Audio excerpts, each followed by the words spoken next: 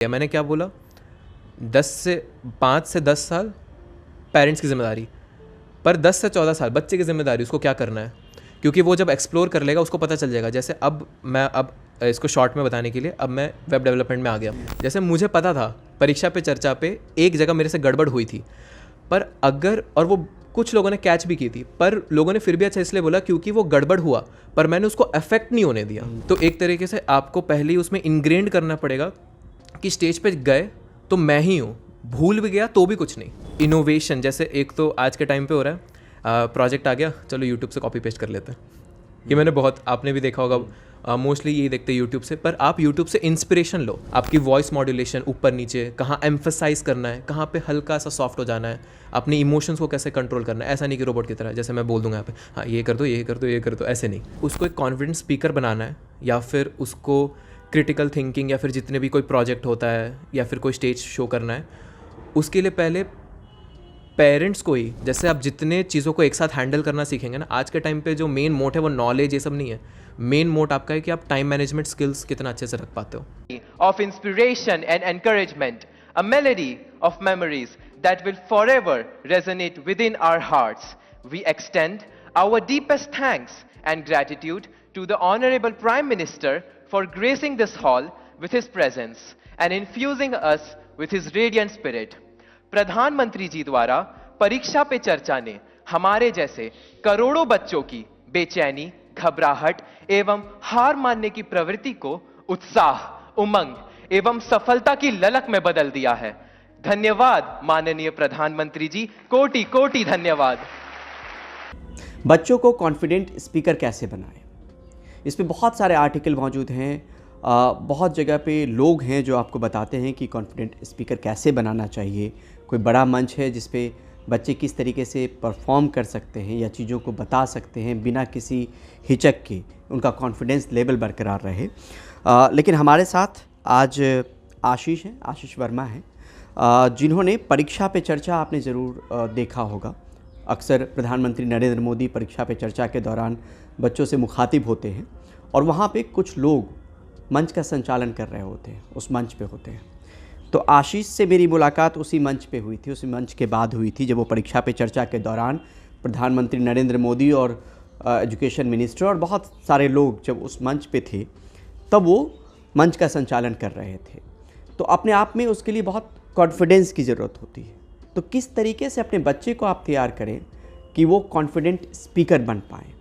तो एक अनुभव है जो आपको रील के ज़रिए मिल रहा होगा, एक रियल अनुभव है जो आशीष यहाँ पे साझा करेंगे और हम समझने की कोशिश करेंगे कि आखिर किन चीज़ों पे आप शुरुआत से अपने बच्चे को लेकर ध्यान दें तो वो एक कॉन्फिडेंट स्पीकर बन सकते हैं।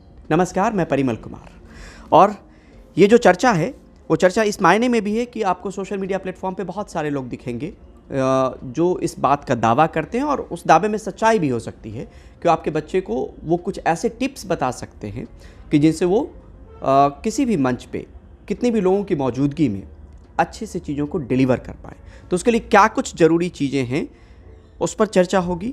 साथ में चर्चा इस बात को लेके भी होगी कि किस तरीके से आप आज के दौर में अपॉर्चुनिटी क्रिएट कर सकते हैं, क्योंकि आशीष अभी आईआईटी से एसोसिएटेड है, आईआईटी क्रैक किया है उन्होंने, और कुछ कंपनी के साथ भी एसोसिएटेड हैं, एआई में भी एक्सपर्टीज है। तो वो चीज़ें भी समझने की कोशिश करेंगे। उम्र बहुत ज़्यादा नहीं है, 18 के आसपास के ही हैं। तो बहुत बहुत शुक्रिया आशीष किडोक्रेसी से बात करने के लिए। सबसे पहली चीज़ ये कि कुछ एक चीज़ें अगर आप पेरेंट्स को बता पाएँ कि बच्चा अगर कम उम्र का है और स्कूल में कोई टॉपिक दे दिया गया और उसको डिलीवर करना है, किस तरीके से अपने आप को प्रिपेयर करे, या आपका अनुभव कैसे रहा है कि अपने आप को आपने कैसे तैयार किया, क्योंकि एक बड़े मंच पे परफॉर्म करना बहुत मुश्किल टास्क है। इस बात की भी चिंता रहती है कि इतने बड़े लोग मौजूद हैं, कुछ गलती ना हो जाए, फंबल ना हो जाए, कुछ कहीं भूल ना जाऊँ। हाँ, तो उस पर भी लौटेंगे, लेकिन शुरुआती दौर से अगर बताएं कि कोई बच्चा अगर कम उम्र का ही है और स्कूल में कोई टॉपिक जो दिया जाता है, ऐसे वगैरह और बाकी चीज़ें, खुद को तैयार आपने कैसे किया था और क्या क्या ध्यान पेरेंट्स को रखना चाहिए जब बच्चे की तैयारी करवा रहे हो? तो पहले तो बहुत बहुत शुक्रिया आपका यहाँ आने का, और ये बहुत अच्छा मीडियम है जिससे हम सारी बातें एक दूसरे शेयर कर सकते हैं। और तो इसको हम इस क्वेश्चन के लिए सबसे पहले हम सेग्रीगेट कर देते हैं स्टूडेंट्स को। सबसे पहले तो जैसे हम 18 साल के कम ही रखेंगे, पर सबसे पहले लेट्स से 5 साल से 10 साल तक कर देते हैं, फिर 10 से 15 और फिर 15 से आगे एक नई जर्नी स्टार्ट हो जाती है उनकी, क्योंकि फिर जेई नीट ये सब आने लग जाते हैं जी। तो जो 5 से 10 साल है वो उनका एक बेसिकली कॉन्सेप्ट होता है न्यूरोप्लास्टिसिटी का। अब ये बहुत, मैं साइंस टर्म में नहीं जा रहा, मैं नॉर्मल भाषा में समझा दे रहा हूँ, जिसमें दिमाग विकसित होता है उसी डायरेक्शन में जिस डायरेक्शन में बच्चा सोच रहा है।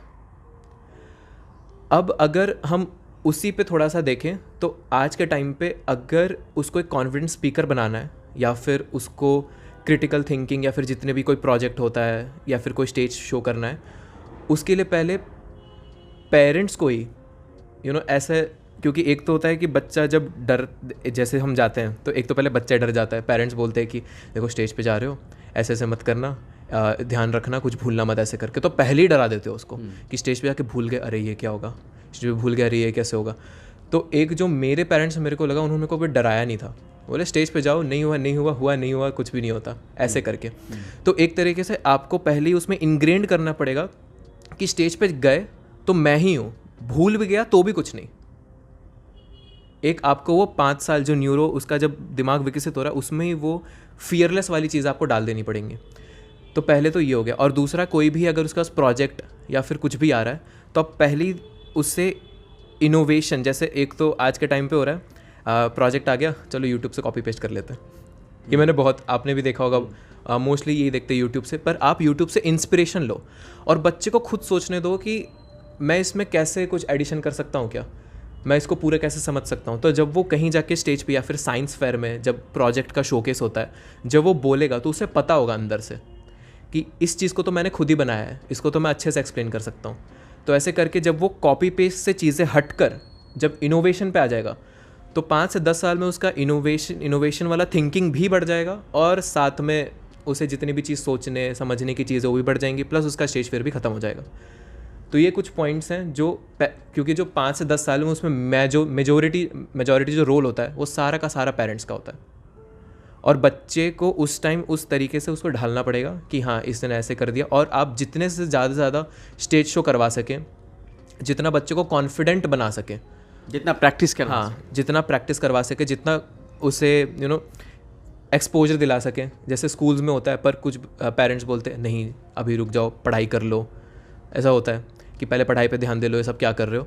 पर मुझे लगता है 5 से 10 साल वो एरिया है जहाँ पे आपको ज़्यादा से ज़्यादा बच्चों को एक्स्ट्रा करिकुलर में भेजना चाहिए, क्योंकि वो एट द एंड जब वो 12-13 साल के होंगे पढ़ाई आ ही जाएगी। तो आपको इस एज में उन्हें हर चीज़ का एक्सपोजर दिलाना चाहिए, क्योंकि मुझे ऐसा लगता है अगर कम एज में जितना ज़्यादा एक्सपोजर होगा हर एक फील्ड का, जैसे मुझे हर एक फील्ड का, गेम, स्पोर्ट्स, आर्ट्स, मतलब जितनी भी चीज़ें थी, सिर्फ पढ़ाई नहीं, पढ़ाई तो कम ही करता था तो मतलब उस एज में जितनी भी चीज़ें उन्हें चाहिए वो सब आप दे दो, तो उससे उनका एक वो थिंकिंग बढ़ जाएगा कि हाँ मुझे क्या चीज़ें पसंद है, मुझे क्या चीज़ें नहीं पसंद है। अब आते हैं उस एज में 10 से 15 तक। अब उस एज में जो है पेरेंट्स का रोल थोड़ा सा कम हो जाता है पर ख़त्म नहीं होता, और बच्चे का रोल थोड़ा ज़्यादा बढ़ जाता है, क्योंकि अब उसने 5 to 10 में वो सब फिगर आउट कर लिया कि उसे क्या पसंद है क्या नहीं पसंद है। अब उस पर वो एक्सेल करना चाहेगा हर एक चीज़ पर। तो जैसे मैंने 5 से 10 पे वो सारी चीज़ें करके देख ली थी, जैसे पियानो बजाना, मैं तो पियानो में जाना है अब तो, फिर सिंगिंग कर लिया, मैं सिंगर ही बनूंगा अब।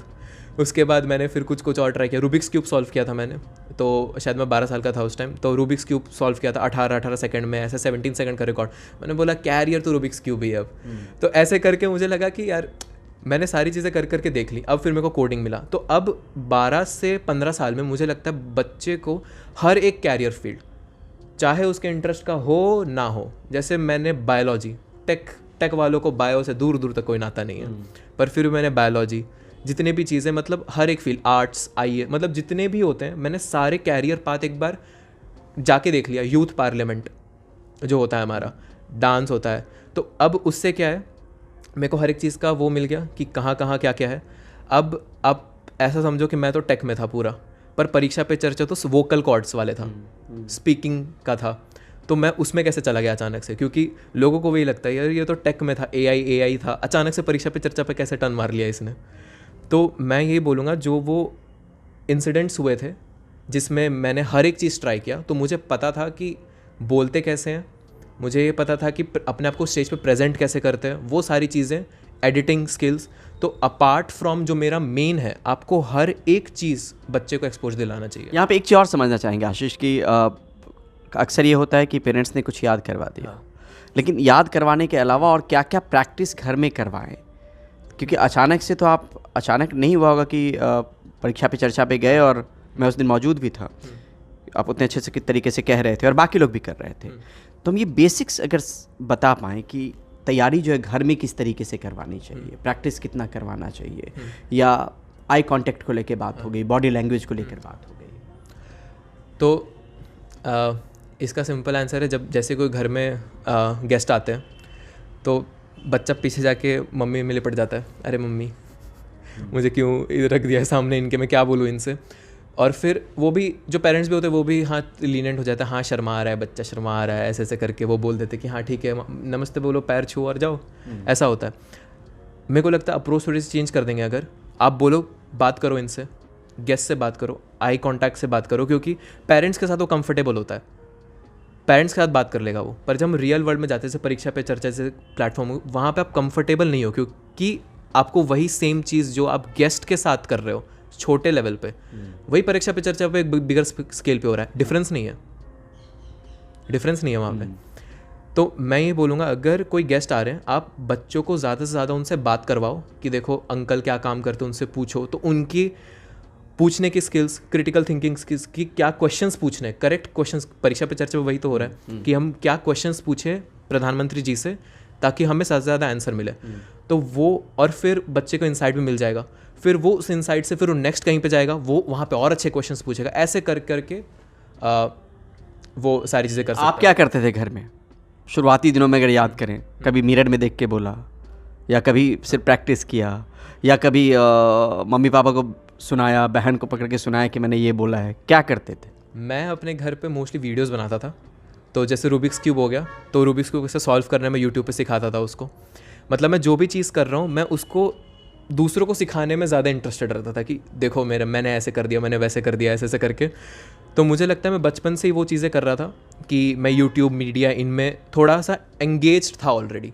अब मेरे यूट्यूब चैनल भी था। स्पीकिंग स्किल्स वगैरह, कॉन्फिडेंस को लेके, इन सब चीज़ों में दिक्कत नहीं? हाँ, तो उसमें दिक्कत इसलिए नहीं रहा क्योंकि मैं लाइव भी करता था। कभी कोई लाइव जाता था तो लोग मेरे को देख रहे होते थे, तो उसमें, और फिर मैं सेमिनार्स करता था।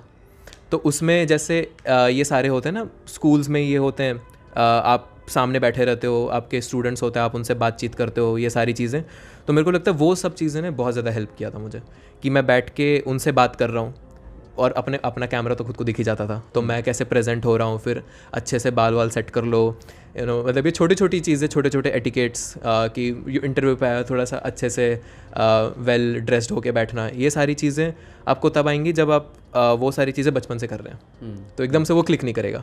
तो मेरे को लगता है मेरा यूट्यूब जो था, जो मैं बचपन से कर रहा था, अब तो यूट्यूब को मोस्टली इस पे देखा जाता है मोनेटाइजेशन कर लो, पर यूट्यूब काइंड ऑफ आपका पैशन भी हो सकता है बहुत ज़्यादा।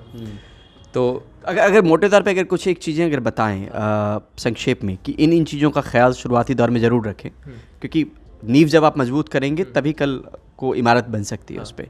तो क्या क्या ख्याल रखना चाहिए पेरेंट्स को, मतलब बच्चों को जब तैयार करवा रहे हों, एक नॉर्मल कोई टॉपिक भी हो जिसमें स्कूल में ही अपने दोस्तों के सामने प्रेजेंट करना हो, किन किन चीज़ों का बेसिक तौर पे ख्याल रखना चाहिए उनको? सबसे पहला फियरलेस वाला हटा दो उन्हें, कि वहाँ पे कैसा भी परफॉर्म करेंगे वो करना। दूसरा, जब मेन शो होगा उससे पहले ही अपना पूरा 100% दे देना, उसके बाद वहाँ पे जाके क्या होना है कुछ नहीं पता। और फिर तीसरा, उनमें ये डाल दो कि तुम सारी कोशिश पहले ही कर लो, बाद में ये काश वाला रीज़न ना रह जाए कि काश मैंने थोड़ी सी और प्रैक्टिस कर ली होती, काश ये प्रोजेक्ट थोड़ा सा और अच्छा बना लिया होता तो ये अच्छा हो जाता। तो ये रिग्रेट वाली चीज़ें इनको हटा देंगे। पेरेंट्स का फुल सपोर्ट हर एक चीज़ में, चाहे उनका क्रिटिकल थिंकिंग हो या फिर कुछ भी कर रहे हो। और जैसे ही वो बोलने जा रहे हैं, सबसे पहला थोड़ा सा उन्हें बताओ कि एक जैसे हम कोई भी बात रखते हैं तो उनमें पहले कॉन्टेक्स्ट देना पड़ता है लोगों को। तो वो कॉन्टेक्स्ट देने के लिए भी बहुत ज़्यादा दिमाग मतलब अंदर से वो लगता है कि हाँ, जैसा आपने कॉन्टेक्स्ट दिया कि हम क्या करने वाले हैं, मतलब ऐसा तो नहीं आके उन्हें बोला हाँ आशीष बताओ आओ, कि आपने कैसे एकदम से पूछ लिया तो ऑडियंस को भी समझ नहीं आएगा कि क्या बातें कर रहे हैं। पर जैसे मैंने बोला कि ये कॉन्टेक्स्ट है हमारा, हम इस पर बात करने वाले, ये आपको कैसे आया, ये आपको भी तो तभी आया होगा जब आप अपनी सारी चीज़ें सोची होंगी। तो बच्चे को ये पहले से ही बताना पड़ता है कि पहले ऑडियंस को कॉन्टेक्स्ट दो, कॉन्टेक्स्ट क्या है आज के जो मैं करने वाला हूँ। दूसरा, उसको फ्लो में कैसे लाना है सारी चीज़ों को, वो फ्लो में कैसे लाना सीख सकता है। अपने पेरेंट्स को देखो, अपने पेरेंट्स ने, आपके पेरेंट्स ने कैसे आपको बचपन में सिखाया कि बेटा पहले ए होता है, फिर ए से इस पे वर्ड्स पे ट्रांजिशन करते। तो फिर हैंड मूवमेंट्स का ध्यान रखो। हैंड मूवमेंट से क्या इंसान ज़्यादा खुलता है। आपकी वॉइस मॉड्यूलेशन, ऊपर नीचे, कहाँ एम्फसाइज करना है, कहाँ पे हल्का सा सॉफ्ट हो जाना है, अपने इमोशंस को कैसे कंट्रोल करना है। ऐसा नहीं कि रोबोट की तरह जैसे मैं बोल दूंगा यहाँ पे हाँ ये कर दो, ये कर दो, ये कर दो, ऐसे नहीं। एम्फसिस, ये सब सारी चीज़ें जो मेरे को मेरे टीचर्स ने सिखाई थी।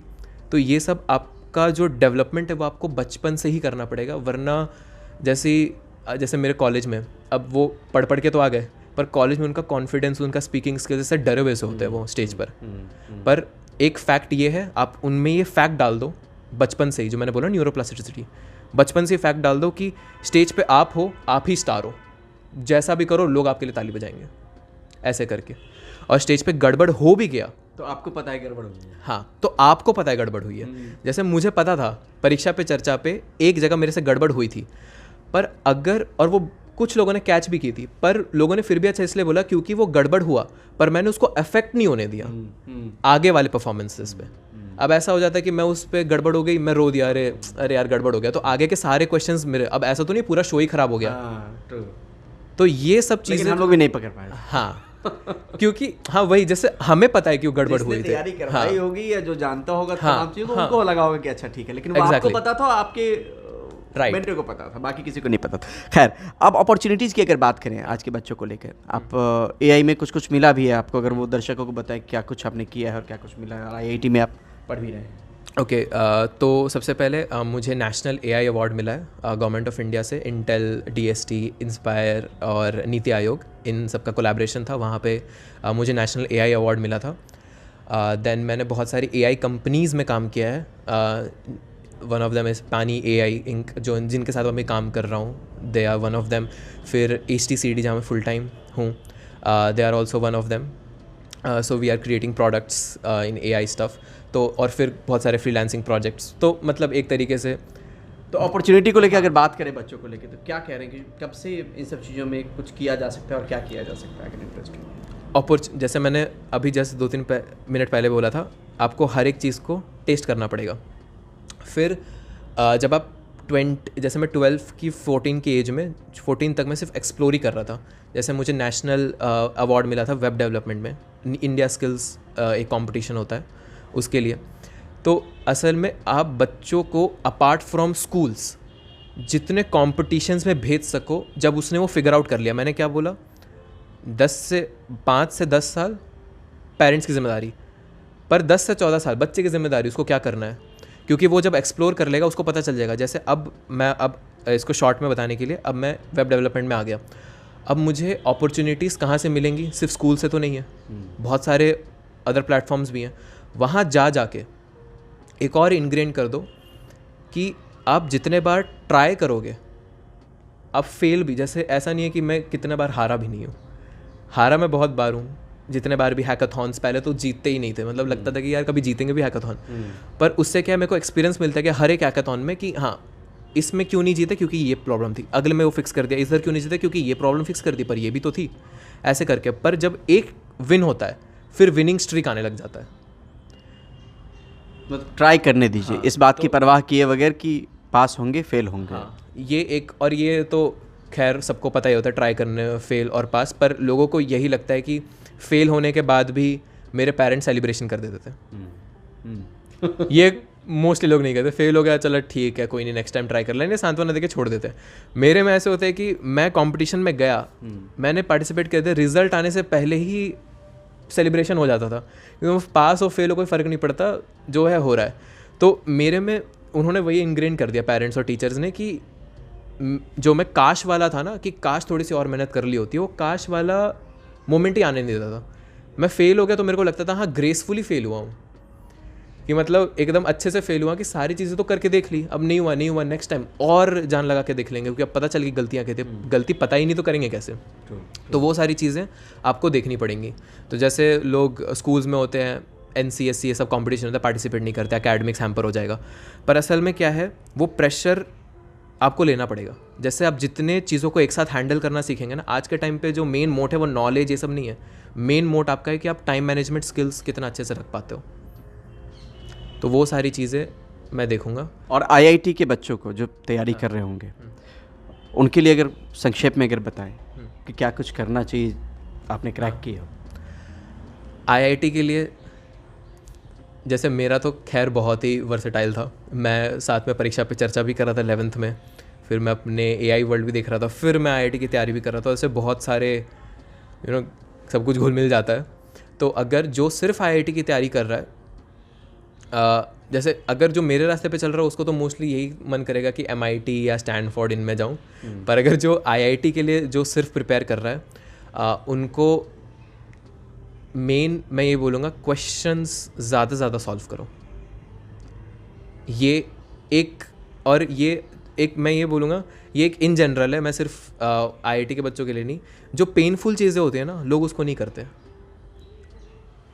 मतलब जहाँ पे पेन आता है लोगों पर कि इसको करने में ज़्यादा फ्रिक्शन महसूस हो रहा है, जैसे लोग इजी चीज़ें कर देंगे। जैसे IIT के अंदर भी जो जॉब वाली चीज़ें हैं वो इजी चीज़ें कर लेंगे, IIT में भी लोग थियरी कर लेंगे, या फिर इन जनरल कहीं भी लोग इजी चीज़ें ज़्यादा करते हैं। पर जहाँ पे पेन होता है, जैसे क्वेश्चन सॉल्व करना या फिर कुछ नया प्रोजेक्ट बनाना, वहाँ पे लोग कम जाते हैं। तो असल में आप स्टैंड आउट वहीं से करते हो।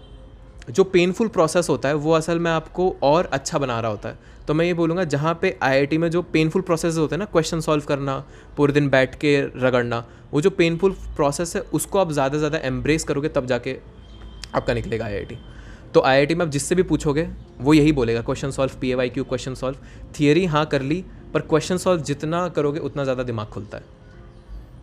तो ये इन शॉर्ट आंसर है। लोग बोलेंगे ये किताब कर लो, वो किताब कर लो, इतने थियरी पढ़ लो, इधर से पढ़ लो, उधर से पढ़ लो, पर वो सिर्फ इसी में फिर मिल के रह जाते हैं। 10 किताब खरीद ली, पढ़ी एक भी नहीं। एक किताब पकड़ो, उसी को करो, वो भी बहुत अच्छा है।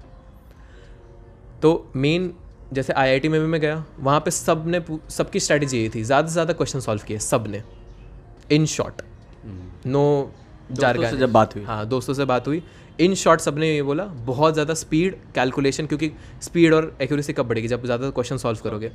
तो in short, straight answer, no jargon. मतलब मैं कोई वो प्रमोशन तो करना नहीं मेरे को अपने किसी कोर्स वोर्स का, तो no nothing jargon, to the point answer, question solve करो। ठीक, बहुत बहुत शुक्रिया, बहुत बहुत धन्यवाद।